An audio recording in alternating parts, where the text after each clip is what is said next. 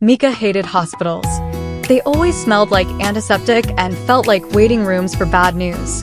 But here she was, sitting under the harsh fluorescent lights with an ice pack pressed to her swollen ankle, trying not to look as miserable as she felt. "Miss Mika?" A voice called, deep but calm, breaking her thoughts. She looked up, and the man in the white coat standing before her nearly made her forget her pain.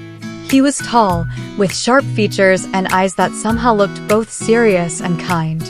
"I'm Dr. Zane. Let's see what we're working with." Mika didn't respond right away.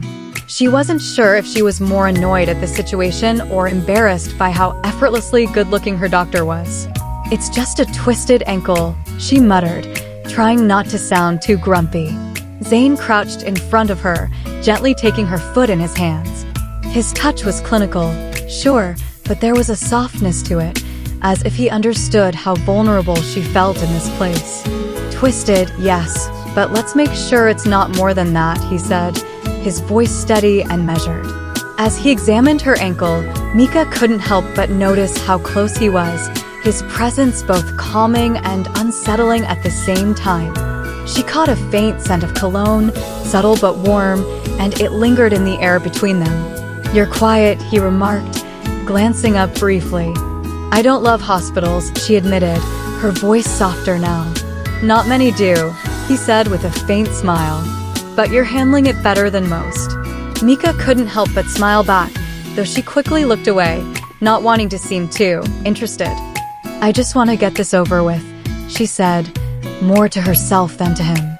Zane stood, scribbling something in her chart. "Well, the good news is it's a sprain. Ice it, keep it elevated, and you'll be back on your feet in no time." She nodded, relieved, but as he handed her the paperwork, his eyes lingered on hers a little longer than necessary.